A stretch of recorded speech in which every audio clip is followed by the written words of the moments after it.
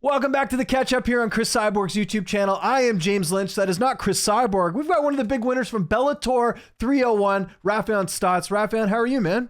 Man, I'm doing great, man. I can't complain. I don't blame you. What a performance that was. And we'll get into that in 1 second, but we got to talk about the elephant in the room. It's official. PFL buying Bellator. Your reaction from what you've heard so far.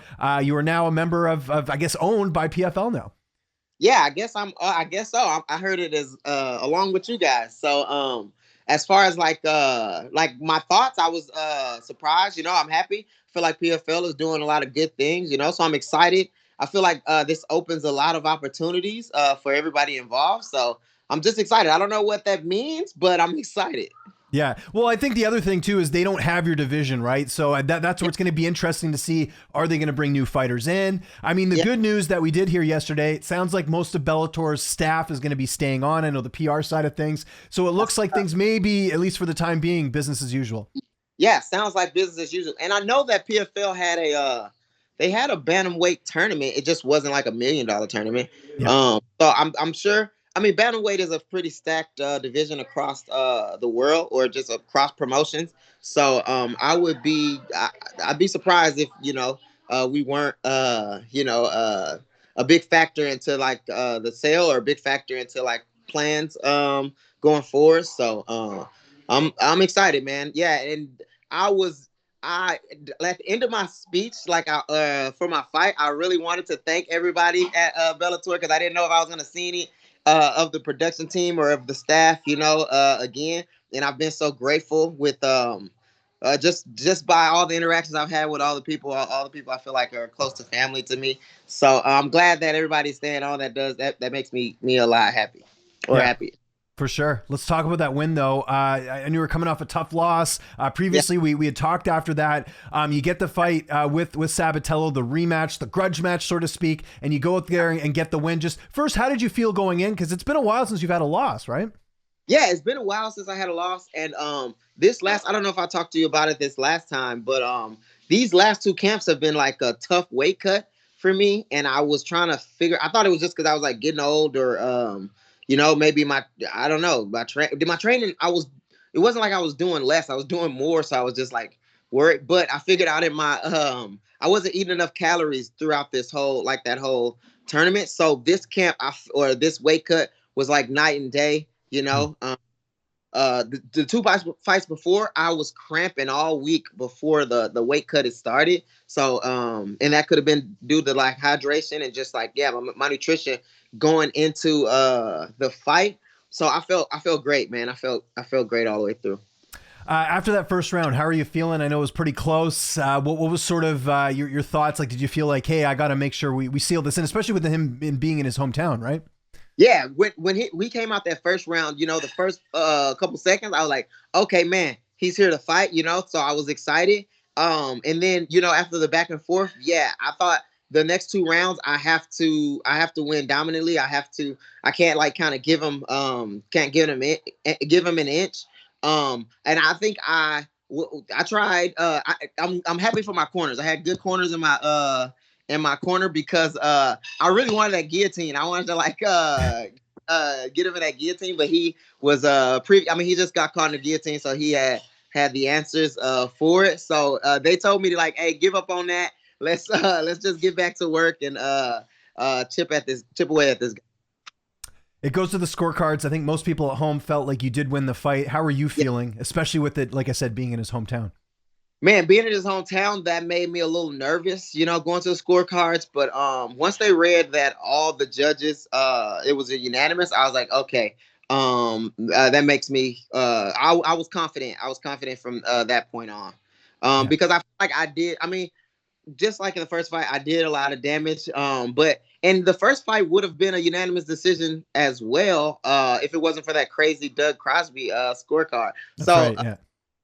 So it just made me nervous going to the judges, which it always makes me nervous going to the judges. But once they read unanimous, I was like, okay, I got this. Talk to me about post-fight. That was probably the most interesting part as well of the fight, is he leaves the cage. How surprised were you by that?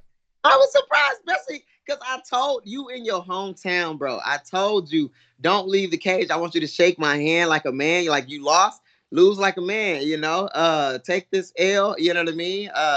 But show some heart or respect. I don't know. Yeah, so I was surprised. I was so surprised because also too he came back. He came back pretty much to say, "Hey man, I want to fight you again." And then he just left. He took off after that. So I mean, that's just I don't like Danny, and that doesn't. I mean, everybody knows that, so it don't necessarily surprise me. But at the same time, I'm about to clown you in front of your hometown because you left. You left like a punk. You know what I mean? Yeah. No, fair enough. A little bit surprising there. And then obviously in the main event, I know you're invested in this a lot because you fought Patchy. Obviously, Pettis is a teammate and training partner. What did you make of Patchy's win over Sergio? Patchy did a great job. He came out that first round. I thought Sergio did a good job of kind of dictating the distance, and he came out in that second round and made adjustments and did what he needed to do. Yeah, so congrats to Patchy. He definitely deserves to be in the spot he is in. He's supposed to do. If everything is business as usual going forward, who do you think will be next for you? Do you sort of have an idea of like what is a fight they could make after this?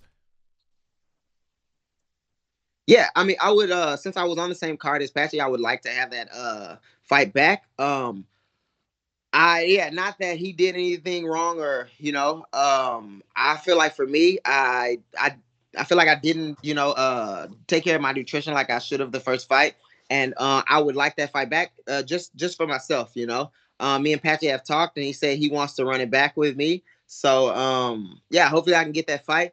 If not, I'm kind of open to whatever. Whoever they want to put on the table. But yeah, I would really like that fight back because I know I can perform better. I know I can do better. I don't feel like those last two fights were me. And I figured out why. So now I want to go prove it. What is your contract status? Do you know this, like in terms of how many fights you have left or how that all works? Resigned before okay. Before the deal. Okay, so how many fights is that then? I think I have like 4. Okay, gotcha. Reason I asked is because I think a lot of people after this whole merger are kind of wondering who is going to be a free agent soon and if maybe that would lead you going to the UFC. Because I think people forget you were going to go to the UFC when you fought Merab, and then obviously that fight didn't go the way it did. It's just weird how careers can work out after like one fight, right? They caught it like right before because I would have been a free agent. I would have been a free agent now. Yeah. I think it was like right before the fight. They caught that I would have been a free agent, and so they took care of me.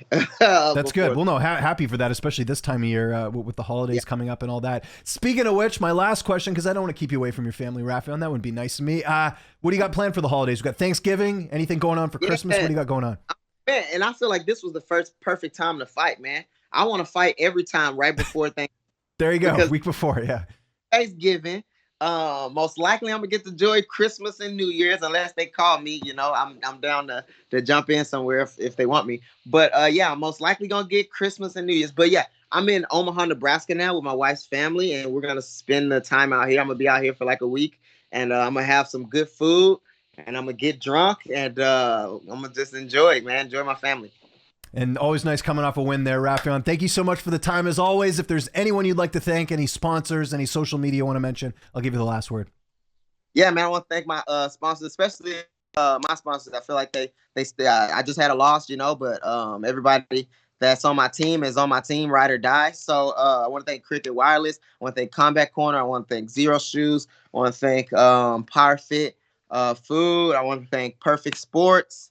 I want to thank all you guys for always continuing to support me.